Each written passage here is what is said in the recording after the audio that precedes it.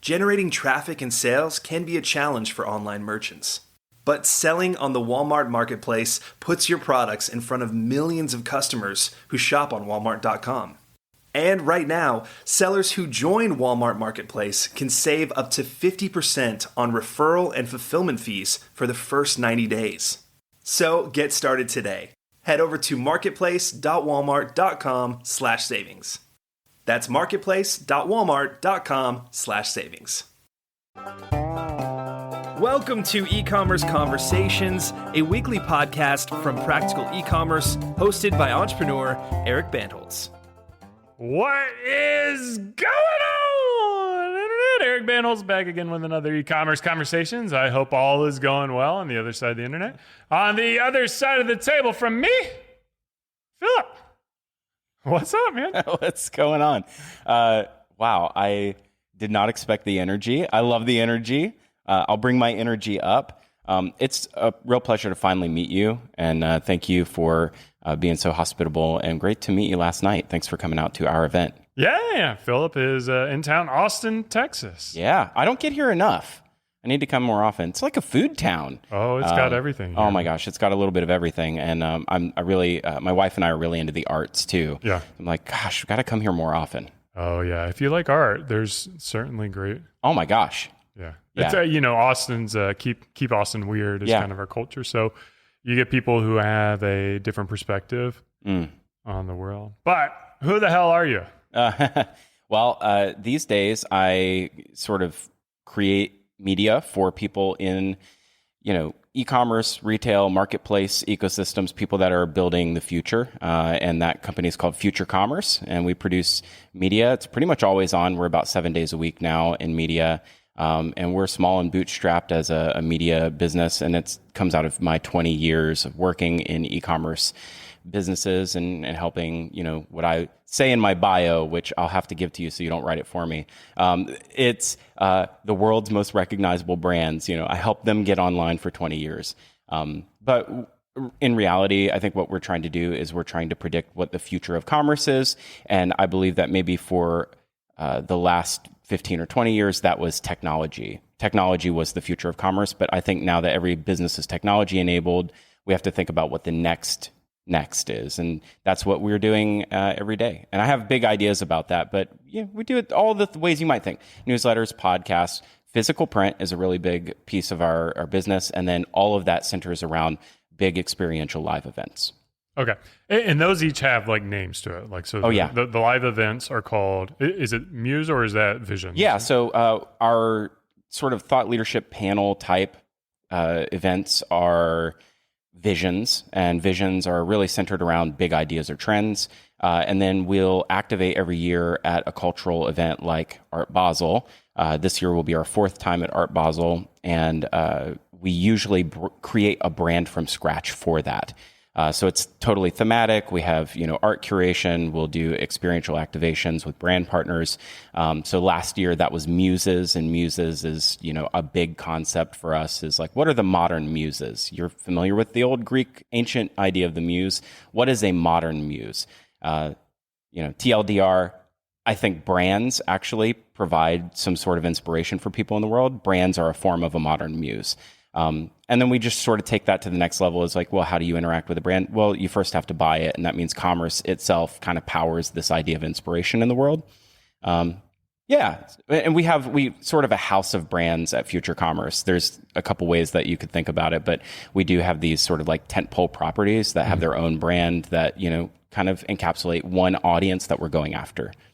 Yeah. So your podcasts are Future Commerce. You've got a couple of them, don't you? Yeah. So Future Commerce Decoded Step-by-Step Infinite Shelf. And then are they all you, or do you? No. So we actually have a host of creators, and sort of some mainstay creators, people that are still operators in the business. Certainly I used to be as a quote unquote operator once upon a time, but these days I'm really just trying to attract really smart and brilliant people that can come and create the media. Last season on Infinite Shelf, Orchid Bertelsen joined our from Common Thread. She joined us for the season with Ingrid Cordy. Ingrid's now in her 5th season hosting Infinite Shelf, and Ingrid has spent time at every brand that you can think of, Elf Cosmetics, John Varvatos, many years at Estee Lauder, and then now she's heading up all of consumer marketing for Nestle Health Sciences. And so they were able to jam deep on, what the heck is human-centric marketing? What does that even mean? But yeah, each of these brands are ways of us kind of expressing different ideas and different points of view. So will you also work in a consultancy role for these brands, or is it all just creating media? Well, ask me in a year when my NDA and non-compete expire from the consulting firm. So I spent 10 years doing strategy consulting for first at a company called Something Digital, 8 years as a sort of like an Adobe platinum partner, and did some great work for a lot of really rad stuff that probably just doesn't exist anymore. Enterprise, has its own life cycles in the way that it implements technology. Really proud of some of that work. And then we sold that agency in 2020, in October of 2020, sort of height of the pandemic, real ZERPy atmosphere. We exited Something Digital to Genpact, which is a publicly traded digital transformation firm based out of Jaipur, India, 90,000 employees. So I went from 120 person, organization I helped build to 90,000 employees, where I had to now all of a sudden consider, like, are you an L12 or an L13? Because, you're leveling in this business and your titles super duper matter, and it's very political. And I learned a lot at that company. I also learned that I cannot consult for the next 2 to 3 years. So ask me again in the future. But we don't do that. I think the best influence that we have is rather than us creating media based out of our experience and sort of that becoming the Ouroboros, like snake eating its own tail. Like, I'm actually the media creation needs to be interesting on its own without it trying to court business. Right. And so I think that the consulting could be a small part of our future, but it's not part of what we do at all. Okay. So you listed a lot of brand names, and these are, from my perspective as like a small 9-employee company, these are mega organizations. And I want to dig into, like, what is the mindset of these mega brands? Like, how do they see D2C and commerce in general compared to the small guys? And the reason I ask this is I would imagine most of my listeners are smaller operators, but I want to know, like, what they're up against if they are ever planning to go against the behemoths. Sure. Well, let's think about what 10 years ago looked like, because that's where all of these big brands were saying, okay, we need to be online. What does direct-to-consumer look like for us? We went through an era where, let's say you're dealing with a Mondelez or some other conglomerate, where you have all of these individual brands with their own individual innovations teams, futures teams, their own, not just P&Ls, but P&Ls within the business themselves. So digital has to have its own strategy at Sour Patch Kids versus Oreo. And they're all resourced differently, and they all have their separate budgets, and they're not talking to each other. So each one of these individual organizations actually winds up down to being a smaller team than what most direct-to-consumer brands have today. And they're more diffuse and disjointed, and they don't communicate to each other. Not to throw shade at Mondelez, it's every business. Yeah. And so what has to happen is you have some brands who find a way to get breakout success, and they do it sort of on the sly. So you have these little scrum teams or these like little individual operating teams that kind of don't ask for permission, they ask for forgiveness, and they'll demonstrate success somewhere within the business. Hey, we can be successful in something. 10 years ago, it was e-commerce. Yeah. So I think of, like, my perspective, like Mars, and then Reese's Pieces seems to have like great social media presence. Right. Like, they just seem to get it. So, like, you're saying Reese's, or I guess it's Reese's, is its own little silo within Mars. And then somehow they've got leadership in there that, quote unquote, gets it. Right. and they just do it. It's political though, right? So if you're in the apparatus, it's sort of you're on this perpetual cycle. And the cycle is you're planning and budgeting in October, and you're securing that budget in November. Nobody works all of December and half of January. Then you have leadership offsites and sales team and targets that are all set in mid-January. None of that's really approved or disseminated to the rest of the organization until like almost the end of Q1. So what you actually have is a 7-month charter to actually go get the whole year. What they have to do politically is, if I'm going to survive to the next year in this business, I have to do the things that I know will get me to the next stage in my L level in the organization, and preserve my influence. But I also have to figure out a way to get out of my little silo of my brand and move up to the actual overarching corporate. So creating an opportunity that's creating this outsized impact with no one's permission is the role of someone in each of these brands. And it feels very entrepreneurial, is actually what it comes down to. Is they have to think like a founder, because they actually have less funds and and they have a lot more riding on their failure or success than a lot of DTCs have. They've got to have like pretty big, I'll say it. You got to have pretty big balls for that too. Sure. Like to be able to like just be like, I'm going to do this. I'm not going to ask for permission in a corporate environment that is so hierarchical. Yeah. And so constrained. I would imagine it would be pretty tough to find that type of person who has that. Well, this is why the shift over. So so that's a little bit of insight of, there is a lot of like palace intrigue. It's very Game of Thrones. Like, there's a lot of the things that happen in each of these businesses in their own little way, where you kind of have to learn to play a game. There's a lot of posturing and such. But within that, some of the greatest innovation that comes in those businesses is when they hire from without and they bring people that are used to dealing in the worlds of entrepreneurship. They'll bring in entrepreneurs to lead these teams because those people understand how to get stuff done, and they're not just about theory and sitting in boardrooms and figuring out spreadsheets. They're really good at actually rolling their sleeves up, and they know how to get things done. And the greatest thing that I learned that gave me confidence to actually become an entrepreneur myself, post service industry agency space, was the thing that I've watched every one of these people who have succeeded in the DTC business within a larger enterprise. The mindset of the entrepreneur isn't just I'll do it all myself. It's that I now have developed enough of a network and I know people who can get the job done. And the most successful bring their posse with them. Yeah. And so you have these like teams of people that actually move from brand to brand, and they kind of create opportunity wherever they go. They're going to be successful wherever they go because they have team trust. I don't think that just comes through career enterprise employees. It's something else. It's something different. Yeah. It's funny. A couple things to that. One, we talked about Rabba before we hit record. Yeah. He was with like Triple Whale. Yeah, Rabba Raheel. Yeah. Yeah. And now he's with Fermat. Mm-hmm. And it's all the same faces. Not all the same faces, but a lot of the same faces. Yeah, he's going to bring his team together. Yeah. So he's bringing the team together. And it is kind of that. Like what he's built at Triple Whale is now going to move on to Fermat. And, hopefully they have that same kind of success. I wanted to think about like a lot of our brands do end up selling, like let's say Beard Brand sells to L'Oreal, for example, and I wanted to keep on running Beard Brand. Like I think the entrepreneur who gets acquired by these mega companies, like how should they approach that? Is it just like I stick around for a year until I'm out?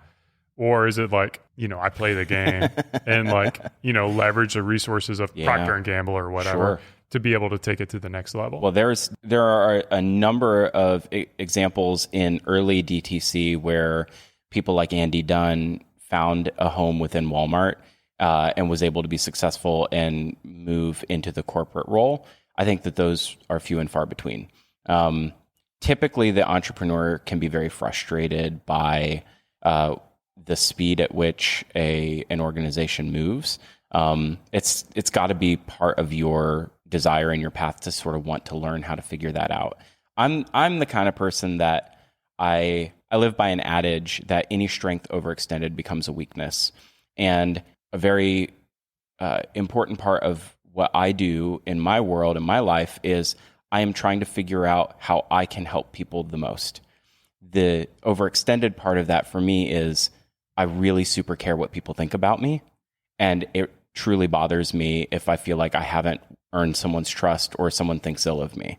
And I can hold both of those at the same time because I think in one instance, it really helps me. I think the entrepreneur has the same problem, is that you can bring an unbelievable amount of success into one of these enterprise holdcos and probably revolutionize the business. And you could find an incredible place for yourself in your career in there and bringing other entrepreneurs into the fold. The greatest thing that you could do is growth through acquisition and modernizing brands through acquisition in the enterprise. And I think there's so much opportunity there.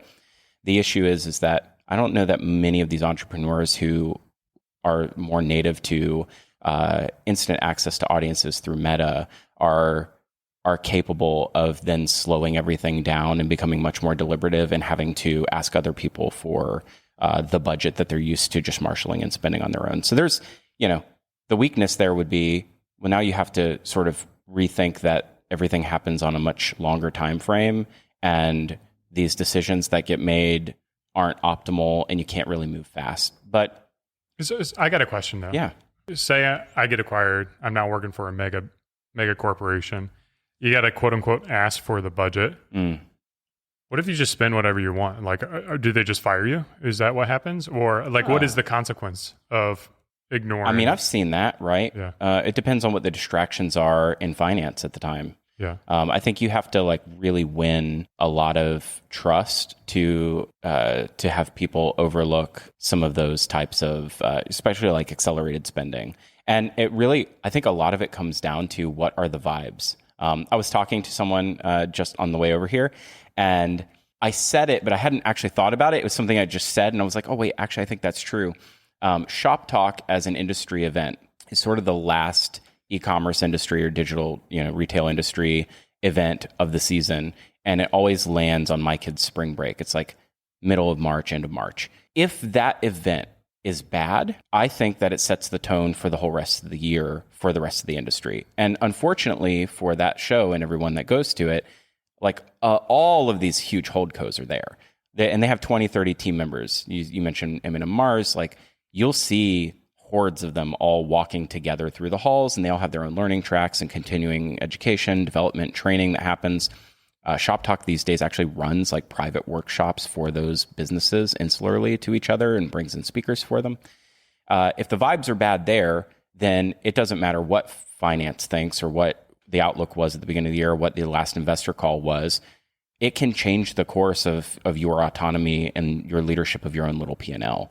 And so I do think that some of these companies have economists on staff. It's really hard to argue with the way that they're forecasting, and they sit in crazy leadership briefings from the NRF. And these things are just NRF, what is that? The National Retail Federation. Okay. Yeah. So the National Retail Federation is a lobbying organization on behalf of large retailers to the government of the United States. This is how business actually gets done. And like the Commerce Department these are also like echelons that we don't think about in the DTC ecosystem, but all of that sort of economic activity, forecast, and outlook actually does trickle down to the rest of the economy.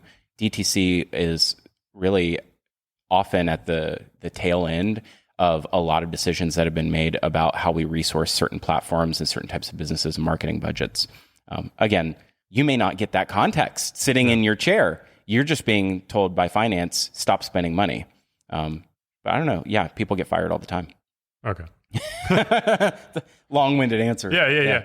But I mean, like, that's the worst that happens, right? So like, if you're an entrepreneur, I don't know, like I would just encourage, if you do get acquired, you're either going to hate it and quit, or you just do what you think is right at the risk of getting fired. The outcome is the same, but at least you did what you thought was right. Well, let me. This is the next question I would ask to you is, in the course of building, my assumption is that you're at a place in business and in your growth of this brand that you've never been to before. But it's like that every day, every year. You're always at a place you've never been to before, right? Well, sadly, we're at a place that we were at a number of years ago, which is a new place for us, right? Because we've never gone down before. Well, we've gone down before, but it's like at this kind of level where we have to essentially like rebuild the business. Retool. Yeah, retool, resize, whatever the hell they call it.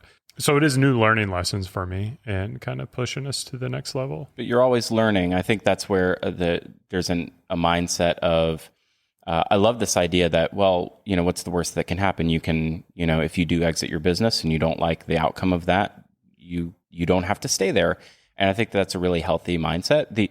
The other way to look at it is, you're always going, like, the piece that you're probably in search of is the exciting part of what it was like when you remember things were accelerating. Yeah. And unfortunately, for most businesses on planet Earth, there's moments of deceleration and there's moments of having to rebuild and retool. I don't know that you get the acceleration after the exit. It doesn't always feel like that. I think most businesses acquire for lots of reasons that aren't to, continue to build on success. They do it for all kinds of reasons, for public markets, for posturing, for recategorization, for merchandising efficiency, maybe to take out a competitor. We see this all the time. Entrepreneurs probably just want a challenge that, feels like they're getting wins. Yeah. I mean, we like to solve problems. Sure. I think solve problems that are real. They don't want to deal with bureaucratic problems, in my opinion.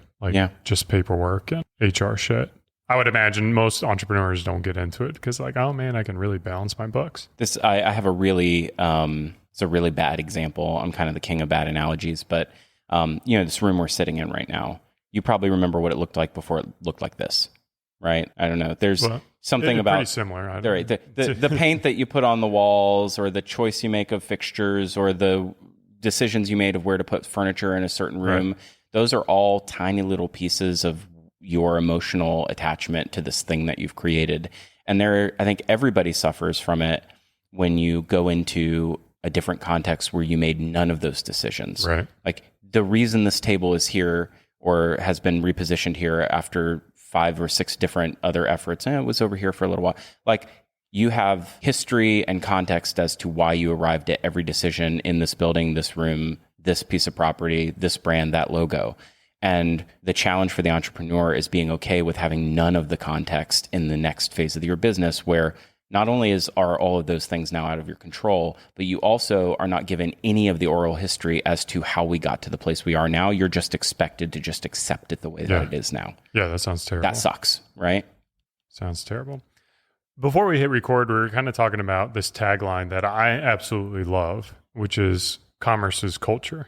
Talk a little bit more about that. How did you come to that, and what does that mean to you? How did I come to it? I mean, that would be a really long story. I mean, we've been now at it at Future Commerce for about 8 years, and the story as we kept evolving, and we're testing and learning, like what are the things that are uniquely interesting to people that have found us and talking back to us. And what we found is there is a deep sense of frustration and like almost a malaise among people in the e-commerce ecosystem, because they used to be in a growth industry that was exciting and technology was rapidly advancing a lot of things. There was always something new to learn. And what we found is over the last 3 or 4 years that e-commerce is kind of solved. There isn't, you can talk about all the tips and tricks and tactics. Generally, it's just buy a new piece of software. And so all of the user paradigms are fixed. And I don't think that anything that anyone does can really change those on the macro scale. We know how to make a website, and a website's going to be a website, and it's going to function pretty much the same way.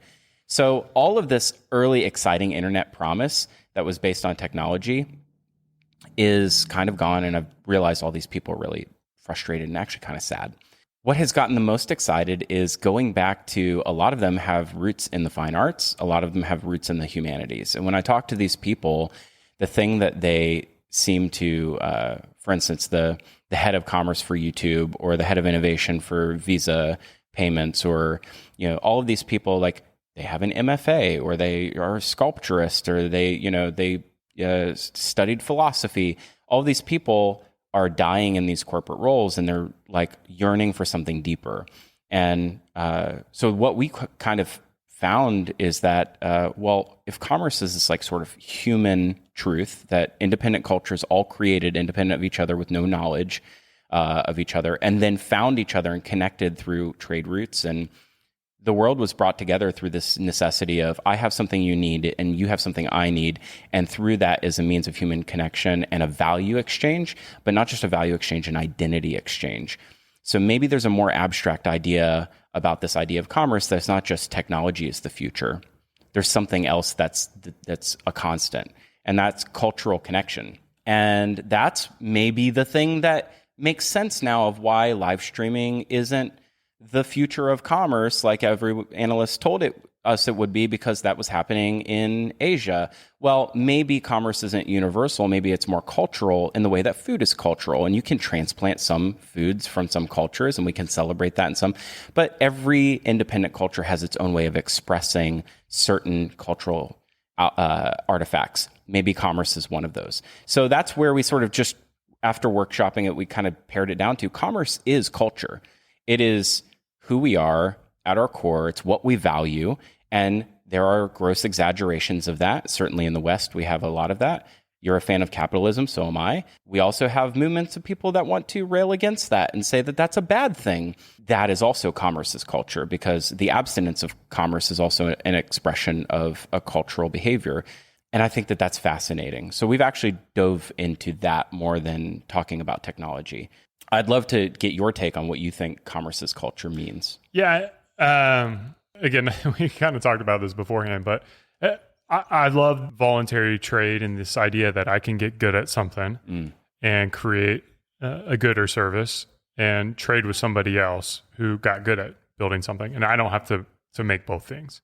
And by me being good at something and somebody else being good at something, in that trade, we've grown the pie. You know, it's kind of like the fixed pie mentality versus, kind of limitless opportunity. And I think, commerce, when I think commerce, I also think just like business in general, because there's things like transportation is commerce. Like I buy a plane ticket or a train ticket. And, America as we know it was built on the backs of businesses and the culture of America, like McDonald's, Nike, Levi's, like these great brands that really represent, is it the dog wagging the tail, or is it the tail wagging the dog? I don't know that answer. Is it the businesses that are like, this is what America is? Yeah.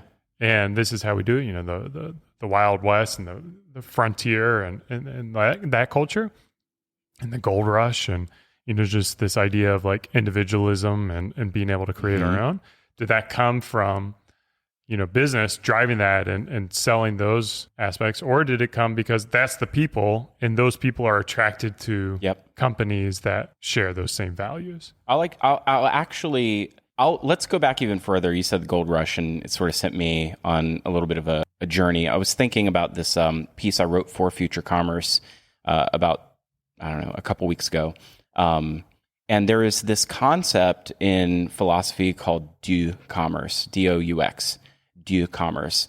And it's directly translated soft or gentle. And so it's a French philosopher had this idea that commerce makes people more amenable. So when you have things that you love and you prize and you value, you don't want to lose them. And so people that have nice things generally become better actors in society. So as a nation becomes richer, as a nation attains wealth, we want to keep the things that we have, so we're less prone to have social upheavals. And this idea is that commerce acts as a genteel effect on society is the thing that actually gave us the capitalist economy that we have today. There was a decision moment. It's actually really brilliant read if you go back. But Alexander Hamilton, Thomas Jefferson were having a debate, and they saw basically two paths forward. We can have a largely agrarian society. This Thomas Jefferson was arguing for a Roman standing army, agrarian society that was made up of small provinces that were all sort of somewhat self-sufficient. And Alexander Hamilton was arguing for an opposite effect, is that mercantile trade was actually this connecting force to bring the rest of the world over here. And what we actually need is more growth and more people. So if we protect the trade and we invest in an armed forces like a Coast Guard, merchants will trust that our trade routes are safe and people will come to the new world and we'll have a greater growth in commerce. Because why? Because due commerce, this gentle commerce, is the thing that makes people want to protect what they have. And we'll get all the other things as a result. We'll have people that will want to be part of a volunteer standing army. Why? Because we want to protect the life that we have. It turns out I think he was right, because there's never been a greater nation on planet Earth. What we have is incredible. I think that the choice was made on our behalf. We all have to now just live it out. I don't think we can change, as much as some people want to change the society that we have right now, I don't think there's any going back. And so that's where that really encapsulates what future commerce is all about, is talking about these ideas on like a more abstract scale of how the role that you play at Beard Brand actually does have an effect in the world. Maybe not at the NRF level, but in somebody's world and the way that they connect with others. It makes people want to be better actors in society. And that's, I think, what makes us really different to something, say, other than, a listicle of the 5 tips to how to convert better and what color to make your button on your website. There's a couple things I want to add on to that. There's a saying that I love: when goods don't cross borders, bombs do. So, I've not heard that. Yeah. So like trade and commerce is that thing that really does link the world together and unites us and makes us not want to destroy each other, because we start to understand the different cultures, and maybe they're a little bit different, but by trading with other people around the world, it is, like a direction towards world peace. And then I just did a trip to Paris with my wife recently, and it reminded me of like the Parisians just waved the white flag to protect Paris and all the cultural, impressive cultural things that they've built over the past hundreds of years. Like they didn't want to see bombs destroy that city. And, it is like you want to build something where like you have something to lose, where it's important to protect. I think that is, I've never thought about that too. Like someone who has, their back is against the wall and they have nothing to lose. They're willing to do anything. I think it says a lot that we're actually in an age too where I think we care less about these like visible artifacts. I think post 9/11 is a big shift of mindset especially in like New York City, but in America in general. A lot of people are really frustrated about the New York skyline, for instance. There's a lot of like obstructing buildings that are covering landmarks. I don't know if you've seen this, but it's like they're building high rises that are, changing the skyline. It's, the Chrysler building has a bigger, taller, more obtrusive building that's being built next to it. Same with the Empire State Building. This is sort of like a really interesting, it's a moment where we're saying that maybe the thing that we prize and aren't these things that we need to be protectivist over. If we have a constant evolution of our idea of what a skyline looks like, we're probably less protective over it, which makes us a little more, a little less prone to like care about things like monuments. I think that those are very small but meaningful signals of deeper psyches in America, of the way that we care about things like trade. Because we've become, I think the government policy has also become much more insular and less participatory with other governments, trade war with China. And this is a long arc too, that over time, I think if we have less visible artifacts, less visible things like architecture to care about, I think that if we're doing it at the macro scale with big things, I think we do it at the smaller scale. Like, well, what do we care about that brand? Right. I don't really care about that brand. Just everything is disposable, anyway? Fast fashion. Everything's disposable, including the buildings we build. We don't have, maybe, to some degree, those are idols, right? Like every ancient culture at some point disposes of its idols in favors of new ones. I don't know. We're actually quite young in Western society, so maybe there's a time for us to have a big change. One thing that is sort of an abstract idol is, I think, brand. We've never had as many brands as we do now. And they're all vying for our attention. And I don't think that that's sustainable. That's an aberration, right? As far as human history is concerned, there's so many things that want us to have an emotional attachment to it. I don't know how many of those can actually literally exist all at one time. Yeah, I think, when it comes to brand, and I think about this with our customers, we send out the book of reminders. You've got it there. The book of reminders is kind of like my words put into print on how I see the world and how I want the world to be. And I include it in all orders. And I know that the majority of people who get the book reminders, they're not going to resonate with it. They're not going to connect with it. Even a small percentage are going to get angry. They're going to get mad at me. But there is going to be a percentage of people who really do resonate with it. And those are the people that the brand is built for. It's built for those people that really have affinity to it. Those are the people who end up getting Beard Brand tattoos, because they can look at that tattoo and be like, okay, this is what it stands for. Keep on growing for freedom, hunger, and trust. And, this is what I want to integrate into my life. So I do think it's important to not so much focus that, yes, there are countless amounts of brands, but individually, I'm going to resonate with this brand and that brand and that brand. And that's going to kind of be my connection. Yes, I understand there's Patagonia and they want to save their nature or whatever, but that's not my connection. That's not really, it's great and I appreciate it, but my energy's not going to that. So right. I do think it is really boiling down to just these super niche. Everything is going to become more and more niche, I think, in the future as we, effectively get to, brands for just a few thousand people. I think we're actually there. Here's a tie back to yesterday's content, and thank you for coming to our event at South by Southwest. What we covered yesterday was this idea called the multiplayer brand, and it came out of this thing we noticed where brands have adopted different voices in different social media channels. Started maybe on TikTok, but on Twitter, you see a lot of irreverent brands on Twitter. Probably not as much today as maybe 2021, but PBR saying, you want to do dry January? Why don't you go, eat ass? That kind of thing is not a thing you would see everywhere. It's a channel specific voice. And I see Gucci activates on Roblox. That's wild to me. So take that to its logical end. At some point in the future, a consumer expectation emerges where a customer is able to say to a brand I love you, brand, but I wish that you were like this instead. And that force, if applied enough, can, truly either facet or fragment a brand into a customer desiring it to be something that no one ever envisioned it to be. And maybe that's just the way the world works.